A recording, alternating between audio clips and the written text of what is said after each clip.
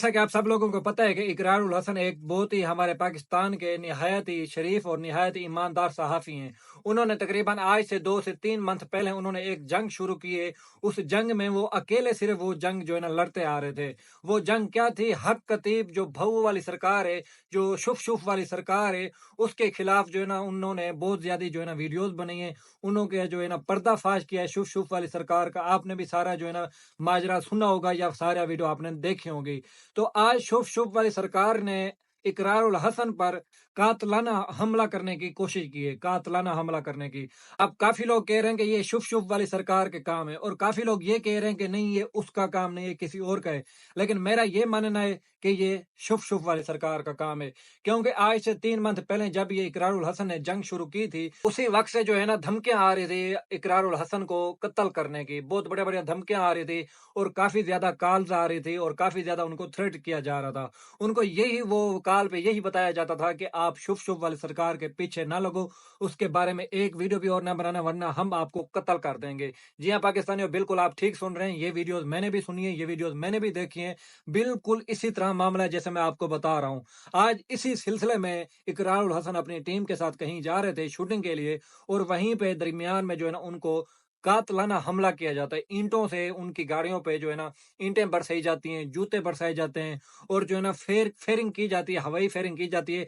लेकिन खुदा का करना इस तरह का होता है कि हमारे इकरार उल हसन भाई के साथ जो है ना सिक्योरिटी होती है, वो सिक्योरिटी जल्दी से अलर्ट हो गई थी और जहाँ पे ये सारा मामला पेश आया है, वहाँ पे काफ़ी सारे लोग इकट्ठे हो गए थे। जिस वजह से हमारे इकरार उल भाई हसन की जो है ना जान आज बच सकी है। क्योंकि आज जो है ना इकरार उल हसन पे बहुत ही ज़्यादा कातलाना हमला हुआ है।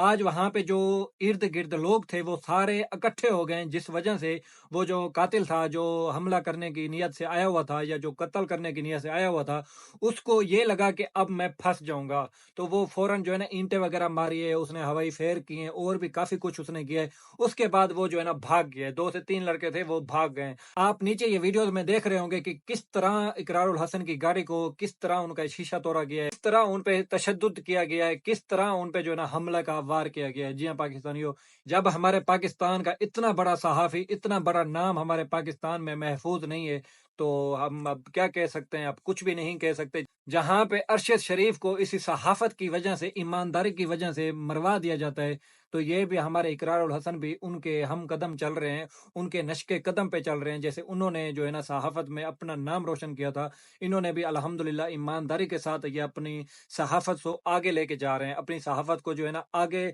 इज़्ज़त के साथ लेके जा रहे हैं। जो बात सच होती है वो करते हैं, जो झूठ होती है वो नहीं करते। अब इन पे भी हमला शुरू हो चुके हैं, अब इनको भी काले आना शुरू हो चुकी हैं, अब इन पे भी कातलाना हमला शुरू हो चुके हैं। बाकी आप इस मामले में क्या सोचते हैं? लाज़मी कमेंट सेक्शन में बताइएगा। मुझे ये लगता है कि शुभ-शुभ वाली सरकार को अब इस तरह बिल्कुल भी नहीं करना चाहिए। वो भी एक पाकिस्तानी है, वो भी एक पाकिस्तानी है।